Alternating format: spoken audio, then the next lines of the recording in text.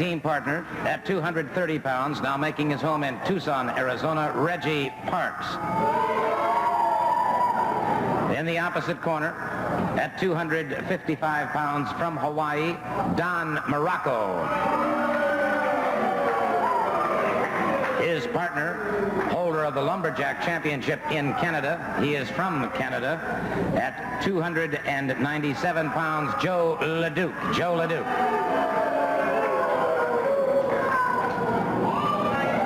There's Don Morocco, co-holder of the United States Tag Team Championship, and Joe LeDuc, obviously very, very proud of that Lumberjack belt, Jack. Yes, I suppose he is, Gordon, and I have to hand it to him. To be the Lumberjack champion of Canada, you got to be a very good man, because there's some big people up there and a lot of trees to chop down, and it's pretty tough for him. LeDuc is the champion. Certainly no question about that. He's known as a Canadian freight train, and for ample reason. There's the bell, and it's Reggie Parks moving out first against Joe LeDuc.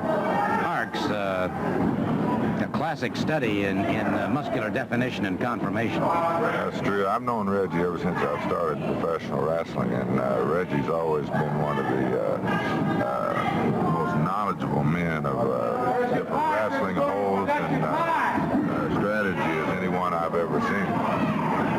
The voice you may have heard out in the background was that of the magnificent Morocco guiding Jack Briscoe. There you see Morocco watching. Back in that far corner, Reggie Parks. Getting set, moves in, no, slides away, now moves in. Good duck under, go behind, into a full Nelson by Parks. And this may provide some problems for Mr. LeDuc. Parks keeping that pressure on LeDuc. Obviously girding himself right, does break it. Beautiful standing reversal by Joe LeDuc, and Parks has problems now. You just can't realize the strength of Joe LeDuc until you get in the ring where they actually lock up with him. And the strength this man has is just tremendous. Parks tried to set him for a snap mare. LeDuc broke it up. LeDuc catches him across the throat. Makes the tag now with the magnificent Morocco. As Parks tried to tie him up into those ropes, broken up by the referee, Tommy Boucher.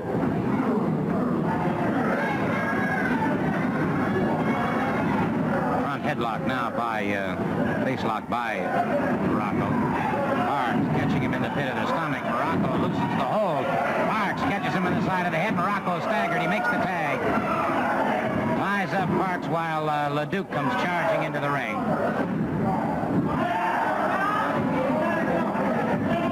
Obviously, these two have done a lot of studying together, Jack, because I noticed they're starting as blocking tactics when they tag, and yeah, they've got Reggie in a lot of trouble, and like I said a while ago, they blocked him from tagging out. He was able to make the tag to Serrano, and he was just completely overpowered.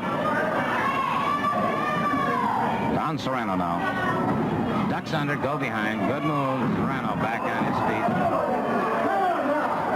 Bit of psychological warfare by Serrano, and LeDuc, who obviously would not have that kind of agility,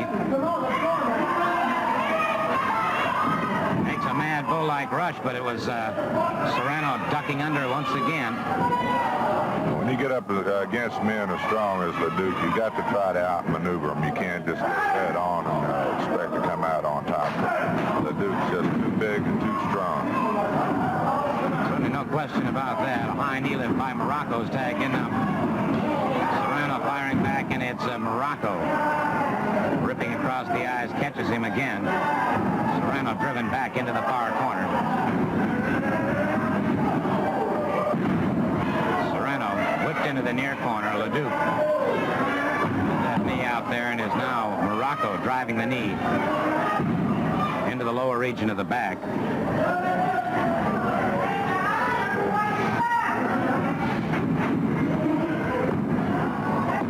Serrano, backdrop by Morocco. Gordon, it's a shame about Morocco suffering from his identity crisis, because he's a great athlete and had just so much promise going for him, but something happened to the man. He just flipped out, started worrying about his identity, and it is certainly a change of direction in his career. Certainly no question about it, much to the dismay of wrestling fans, but Mr. Morocco has made his bed. He's going to have to lie in it. That's all there is to it. Serrano caught again by LeDuc. The freight train caught him earlier coming off the rope and had him pretty badly stunned, smashed into the knee of Morocco once again. Now the tag is made. Morocco, flying drop kick that puts Serrano down. The tag is made. Reggie Parks charging into the ring.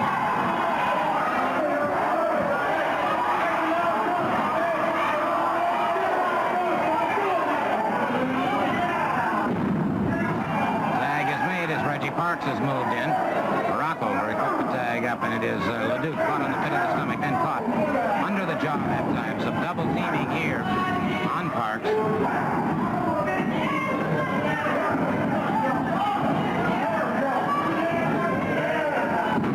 Parks. Hip toss to the canvas, and it's a tag by Parks with Don Serrano. Forearm across forearm again. And LeDuc, the freight train. Serrano went across body block. It was LeDuc ducking out of the way. Bad mistake on Don Serrano's part. Certainly was.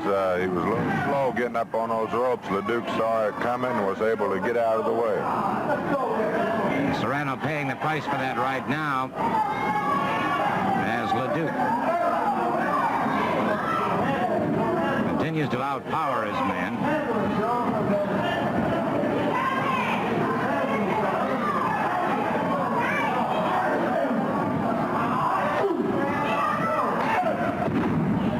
Caught again, a double thrust to the throat now. Tag is made. LeDuc catches him with a boot coming off the ropes.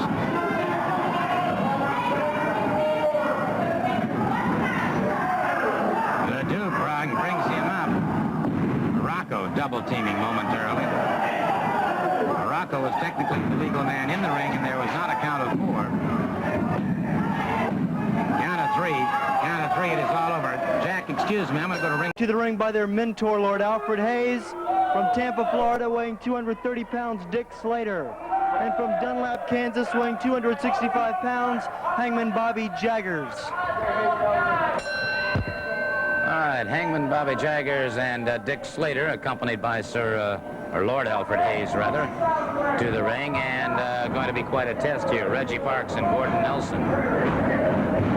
Quick block takedown. Parks breaks it up with the head scissors. Back to those ring ropes once again. Referee calls for a break. Clean break by Parks. There you see Lord Alfred Hayes watching, observing. Tag is made. Gordon Nelson moves in. Nelson moves in very, very quickly. Front face lock into the snap mare on Slater.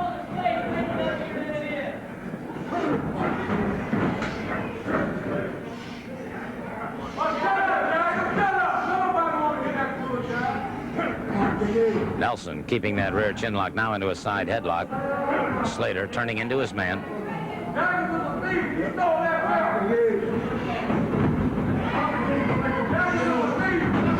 Nelson fires off, catch him a good shoulder smash. Nelson off the ropes. Caught that time up and over behind his man. Trying to go to a rolling reverse. Has him in the rolling reverse. No, sir, broken up. Makes the tag. And it is Jaggers moving into the ring now.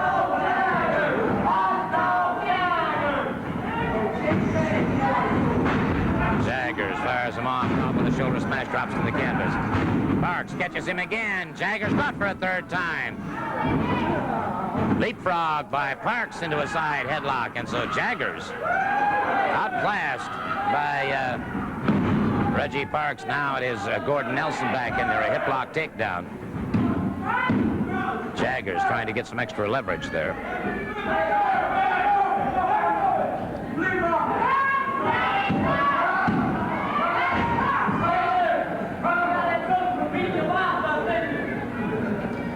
Gordon Nelson. With the side headlock. Jaggers again caught him with an elbow that time. And makes the tag.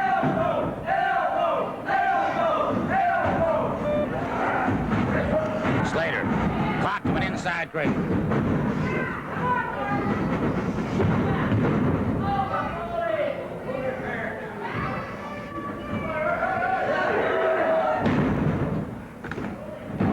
Slater with a lateral press after a salto.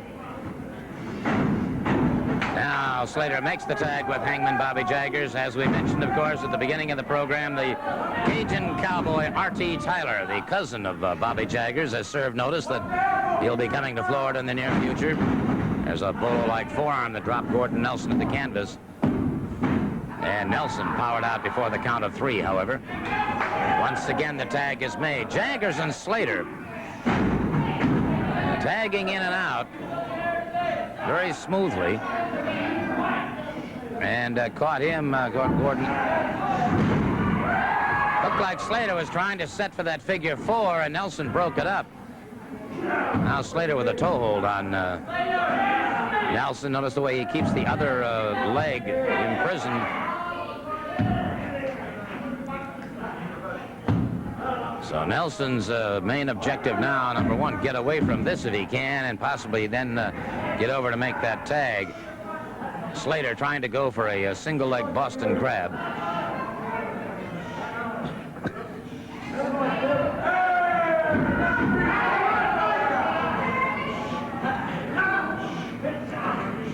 Nelson reaching out, but was too far away. Now the tag is made once again, and Jaggers comes in, drives that knee into the femoris muscles of Gordon Nelson. If you could say there was a one strongest point, Nelson is with his legs. He has extremely powerful legs. He'll do as many as 1,800 deep squats in a 30-minute period of time. Outstanding conditioning. And Nelson now trying to break it up. Finally does, and is trying to get over to make that tag with Reggie Parks. Makes the tag. Parks moves in.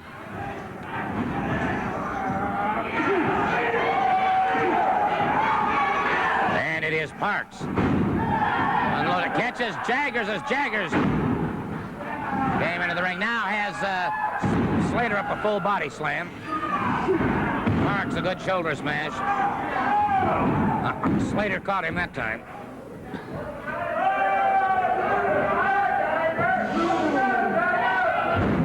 Good block by Parks. Brings him up, atomic knee drop, and Slater sets for the figure 4. Slater has the figure 4. And that is all she wrote, I'm sure. Reggie Parks in tremendous pain here, and Slater has that figure 4 on him. Not conceding, however. He is not conceding.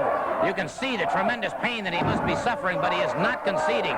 Reggie Parks not conceding, and the referee, the referee calling for the bell. The referee calling for the bell. And so Slater still has not broken the hold. Slater has not broken the hold. And it appears to me that Slater doesn't care. He knows perfectly well that bell's been rung. Gordon Nelson moves in there. Jaggers catches him from behind, and Slater still holding on to that figure 4 on Reggie Parks. And it is getting worse and worse. And now Slater, it's obvious he's out to try and break Reggie Parks' leg. Slater continues to apply even more and more punishment. Nelson was thrown out of the ring by Jaggers, and Jaggers now asking Slater to keep right on going. Jack Briscoe just hit the ring. Jack Briscoe catches Hangman Bobby Jaggers. Slater broke the hold, catches Briscoe from behind. Jack Briscoe caught a suplex by, and Slater going for the figure 4 on Jack Briscoe. Slater going for the figure 4 on Jack Briscoe. Wait a minute. Slater has the... Dusty Rhodes just hit the ring. Dusty Rhodes just came into the ring. He's got Slater. Rhodes using the elbow there. Catches Hangman Bobby Jaggers. Briscoe in trouble now, but that hold's been broken. And it is... wait a minute. He's doing something to that armband. Catches Dusty Rhodes. Rhodes is down. And it is Slater after Jack Briscoe once again. Hangman